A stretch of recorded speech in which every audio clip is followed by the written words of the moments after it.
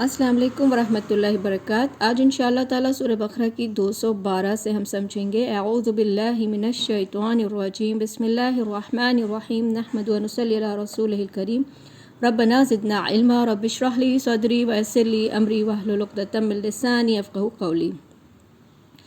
زینا للذین کفروا الحیاۃ الدنیا، زینا سجا دیا گیا ہے، مزین کر دیا گیا ہے، اٹریکٹیو کر دیا گیا ہے، للذین کفروا، کس کے لیے؟ ان لوگوں کے لیے جنہوں نے کفر کیا۔ کیا سجا دیا گیا ہے؟ الحیاۃ الدنیا، دنیا کی زندگی کو، یعنی کہ کافروں کے لیے دنیا کی زندگی بہت اٹریکٹیو ہے، ان کے لیے ساری آسانیاں ہیں، بہت مزے ہیں، ان کو دنیا ہی ان کے لیے سب کچھ ہوتی ہے۔ وَيَسْخَرُونَ مِنَ الَّذِينَ آمَنُوا، اور وہ لوگ، یہ کافر لوگ جو ہے مذاق اڑاتے ہیں کس کا؟ من الذین آمنوا، ایمان والوں کا، یعنی کہ یہ کیونکہ سورہ بقرہ ہے اور یہ سورہ بقرہ مدنی سورہ ہے، اور مدینے میں منافق تھے، یہودی تھے، اور پھر مکہ کے بھی کافر تھے، سب لوگ جو تھے مسلمانوں کا مذاق اڑاتے تھے کہ یہ اتنی تھوڑی سی مسلمان ہیں، سارے غریب ہیں اور چاہتے ہیں کہ سارے عرب پر رول کرنا، اس طرح سے فالتو باتیں کرتے اور مذاق بناتے تھے۔ تو اللہ فرماتے ہیں کہ ان کافروں کے لیے تو دنیا کی زندگی بہت زیادہ اٹریکٹیو بنا دی گئی ہے، اسی وجہ سے وہ سمجھتے ہیں کہ اور اسی چکر میں مسلمانوں کا یہ مذاق اڑاتے ہیں۔ رب العزت فرماتے ہیں والذین اتقوا فوقہم یوم القیامہ، وہ لوگ جنہوں نے تقوی اختیار کیا، اللہ سے خوف کے ساتھ دنیا کی زندگی گزاری، رب کا ڈر، رب کی محبت اور رب کے ڈر کے ساتھ پرہیزگاری سے دنیا کی زندگی گزاری، ان کا قیامت کے دن فرما دیا گیا فوقہم یوم القیامہ، وہ فوق پر ہوں گے، یعنی ہائی لیول پر ہوں گے، ہائی سٹیٹس پہ ہوں گے، اچھے درجے میں ہوں گے قیامت کے دن۔ کون ہوں گے یہ؟ وہ لوگ ہوں گے جو آمنوا وعملوا الصالحات کریں گے، خوف خدا دنیا میں رکھیں گے۔ اب اللہ فرماتے ہیں واللہ یرزق من یشاء بغیر حساب، واللہ، اور اللہ سبحانہ و تعالی، یرزق، رزق دیتا ہے، من یشاء، جسے چاہتا ہے، بغیر حساب، بغیر حساب کے۔ اللہ کی مرضی ہے، جس کو چاہے بہت رزق دے، جس کو چاہے کم دے، اس میں اللہ کی اپنی حکمت ہوتی ہے جو ہم آپ نہیں سمجھ سکتے کہ میرے اس پڑوسی یا اس عزیز کو یا اس کافر کو یا اس دوست کو کیوں اللہ نے رزق زیادہ دیا، سب کا امتحان ہے۔ اب اللہ دوسری آیت میں فرماتے ہیں کان الناس امۃ واحدۃ، لوگ امۃ واحدہ، ایک امت پر، یعنی آدم علیہ السلام کی نسل سے تھے، آدم علیہ السلام ان کے نبی تھے، آدم علیہ السلام نے انہیں دین سکھایا تھا۔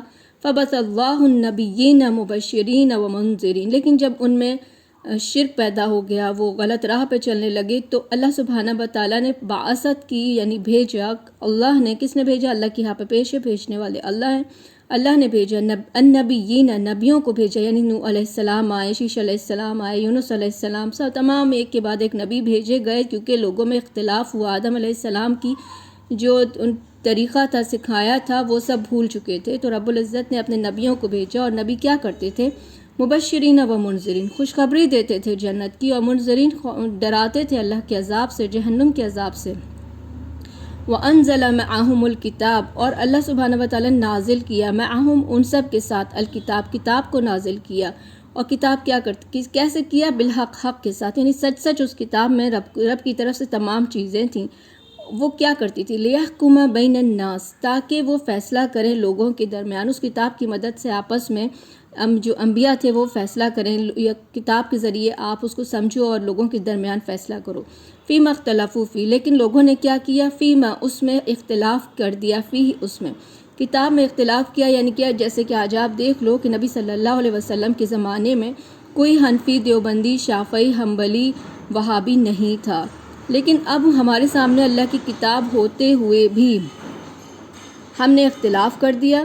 وَمَا اخْتَلَفَ فِيهِ إِلَّا الَّذِينَ أُوتُوهُ مِن بَعْدِ مَا جَاءَتْهُمُ الْبَيِّنَاتُ بَغْيًا بَيْنَهُمْ، اللہ فرماتے ہیں نہیں اختلاف کیا اس میں، إِلَّا الَّذِينَ، سوائے ان لوگوں کے جن کو أُوتُوهُ دیا گیا تھا، من بعدہ، جن کو علم دیا گیا، جن کو کتاب دی گئی، ان لوگوں نے کتاب آنے کے بعد اختلاف کیا۔ آج آپ ہم بھی مسلمان ایک دوسرے سے اختلاف میں، فرقے میں بڑھ چکے ہیں، جبکہ ہمارے پاس اللہ کی کتاب موجود ہے۔